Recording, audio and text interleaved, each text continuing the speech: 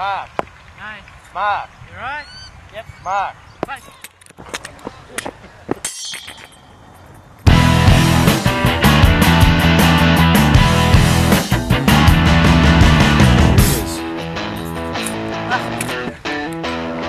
Right. Are you feeling that?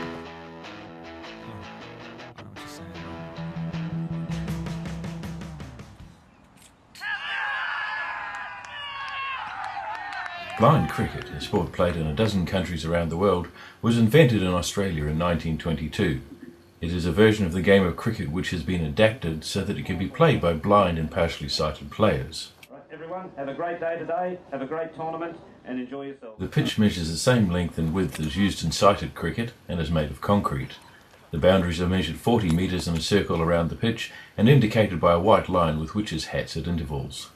The bat is the same as used in sighted cricket. There you go. That was a good one. The ball currently used is made of white plastic with metal washers inside to give the ball an audible sound when bowled or thrown. Oh, yes. The blind cricket ball has developed over the last 50 odd years or so. The cane ball here, this has had many versions of a cane ball. It's hand woven cane around a wire frame with bottle tops inside and lead for weight. Now in the early 70s this orange ball was developed to take over from the cane ball as a more durable ball. In the later 70s the black ball here was brought into play as it was an easier ball on white concrete wickets to see. The next ball, that is a plastic moulded ball. These are made in Thailand and produced for Australia only. As I said, it's a moulded ball with bottle tops inside and lead for weight as well for sound. Very interesting ball, and Australia holds the patent for that. When I was originally talking about the cane ball and the nylon woven balls, they were all made individually, usually by workshop type people or something like that, would sit for hours and make one of these balls. It mostly took in excess of an hour to make each ball, just depending on how good they were and how well they wanted to make it. And we had to find a new ball like that plastic ball there that's moulded to take over from people that made these individual balls, because there was a dying art, and there's virtually no one left in Australia that can make either a cane ball or the nylon woven balls. That's basically the quick history of the blind cricket ball. Bowling is underarm, and it is mandatory for the ball to bounce once before the middle of the pitch. The bowler at the time of delivery feels the wicket at his end to get the direction of the pitch and then gives the batsman an audio signal saying that he or she is ready. In response, the batsman returns an audio signal saying that he or she too is ready, and the ball is then delivered. In blind cricket, all bowling is done underarm. When fielding, the ball can be turned either underarm or overarm. The stumps are made of metal and welded together and coloured either orange or yellow. A totally blind bowler uses a caller behind the stumps while bowling, while a totally blind batsman has a runner to run up the pitch for them. Yeah, that's it. Good simple. Competition at all levels in blind cricket is strong and ranges from social games through club level, interstate level, on through the biannual national championships and up to international level with the Blind Cricket Ashes, the Australian Tour of the West Indies in 2010 and the 4th Blind World Cup in 2011. Today we're talking to David Saxberg, a B1 player from New South Wales and Australia. David, how did you first lose your eyesight? I lost my eyesight back in 1997 when I was 7 years old due to glaucoma, which is a disease that destroys the back of the optic nerve, causing irreparable damage. How have you found it? What sort of difference has it made to your life since you've been playing blind cricket? I feel my social skills have increased. I feel much more confident as a person. I'm able to interact better with people on and off the field. I'm able to increase my fitness and just be a generally better person. Since you've been involved in cricket, you've represented your state, and just recently you've represented Australia. How does that feel?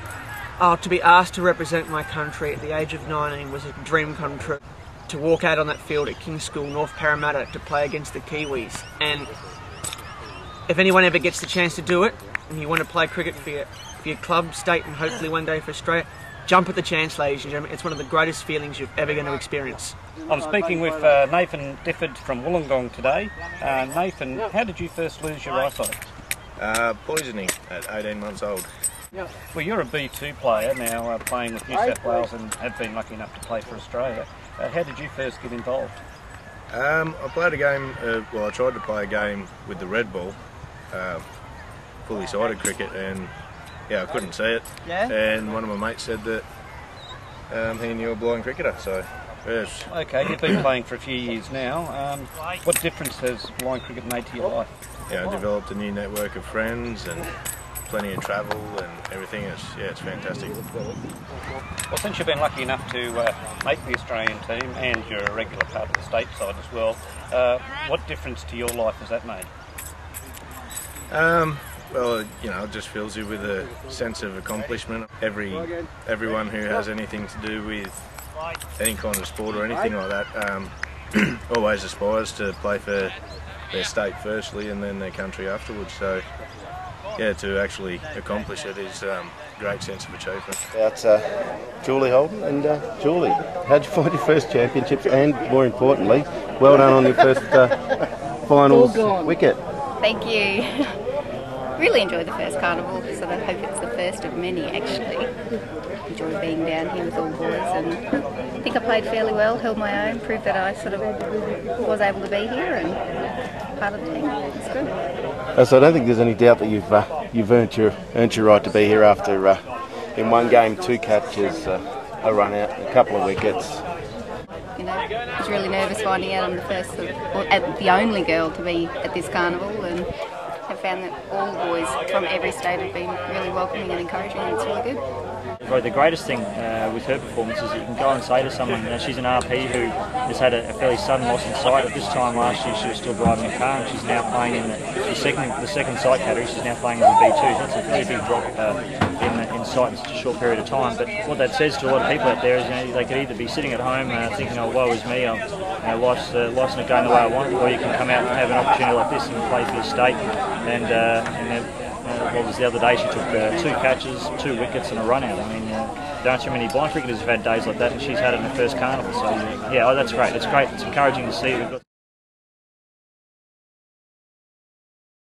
My eye condition is optic nerve dysplasia, which basically means when I was born my optic nerve didn't totally form.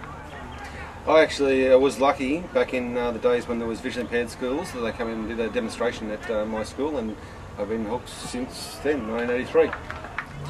A highlight to me is a couple of different things. Probably my most one would be being picked up with my first baggy green, when I went on the first inaugural Ashes tour over to England. That certainly was a big part of my life. In the 26 years I've been with it, it's so much developed, and the last 5 or 6 years it's just grown immensely. Internationally, we were always on the back foot, and Australia was always behind, but now we've grown so much with Australia. Now we've got alliances with Cricket Australia and different things, and different Australian tours like the boys going across to the West Indies night. So the game is definitely changing, and in New South Wales we've got new young people coming forward, so it's looking really good in New South Wales. I'm really happy.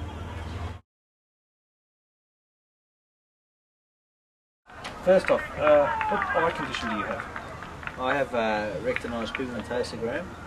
Basically, it's a disease of the retina, whereas the retina basically shuts down eventually, and I'll lose all my sight eventually. How has blind cricket affected your life? Well, basically, it's given me a good understanding of not only the fact that there's other people out there that have similar conditions to what I have, and the challenges that visually impaired people face every day, but not just that, it's created lifelong friendships, and I have a great passion for the game of cricket, so the ability to just play for my country is a great honour. Tonight on Inside Cricket, from Bracken like you've never seen him before. Nathan Bracken has faced the most feared bowling and batting attacks in the world, but he's never been this nervous about taking to the field. Not much batting in these. The Blues paceman has taken up our challenge to find out what cricket's like for a blind player, with the help of the Australian and New Zealand blind cricket sides. Inside the ball are bells or rattles. Use your hearing, play sweep shots, should be fine. Easier said than done, isn't it? It soon became clear you don't need 20/20 vision to generate speed. It's on the ground, so it probably makes it a little bit easier, but it's a lot quicker than you think. Okay, we'll try these ones on now. These are tunnel vision, so you'll see perfectly down a little centre hole, but that's all you'll see. Oh, this is going to be real fun. Things that you probably take for granted has all of a sudden changed, so this can get quite interesting, this. Let's throw. Ready? Oh! He's trouble. Go in the helmet, please. I'm not ready anymore. This is Nathan's view with the tunnel vision glasses. As soon as it gets closer, you can't see it. Just as he was getting comfortable, he completely took Nathan's sight away. Oh, I could be standing at deep square and I wouldn't know it. Sort of.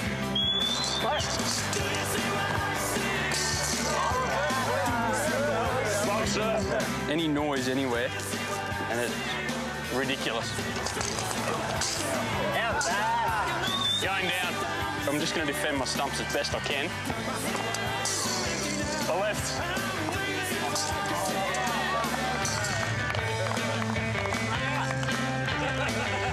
No, I'm not moving. All the players have less than 10% of their sight and are graded according to their degree of blindness. I'm standing 60 metres away from the wicket and I can see it perfectly. A B3 player has to be within 6 metres to see it just as well. A B2 player has to be within 2 metres and a B1 player is totally blind. Incidental noise can be a big problem, and just working out how to practice in the backyard can be a challenge. Attaching like a bungee cord kind of or a rope to the ball, so that way one stuck to you on the end, and when you throw the ball, you can just sort of reel it back in. And you can be a little inventive and maybe put a radio inside a bucket and bowl at that noise. So it's all about being a little creative, and that's what sort of losing your sight has sort of really taught me, is a little inventive and creative. You can overcome most issues. But those challenges haven't stopped these players from reaching the highest level of their sport and competing with plenty of passion. We're representing our country, so we're out there to win, be as strong as we can, as competitive as we can. It's like anyone representing their country, we want to win. We decided it was only fair to give Nathan a chance with the ball in hand, but we weren't going to make it too easy. About 2 feet outside the return crease, Nathan, on the offside to the left-hander. Oh, where's the ball now? Okay, well, you've got to go and get it. Play. Okay, 3 feet outside the return crease. I'm close. Play. Is that on the pitch? On the pitch, inside the return crease. Now, where's the ball? Don't throw it at me. Don't throw it at me. Or don't throw this in. Play. Near me somewhere. Soccer skills be improved. It is 100% dedication. It is 100% focus on what they need to do. And there's a lot of skill aspect in what they need to do and how they go about it. And that commitment is as inspiring as their sheer joy in playing the game they love. Yeah, that is just amazing. Thanks to Nathan Bracken and also Melinda Farrell for that story.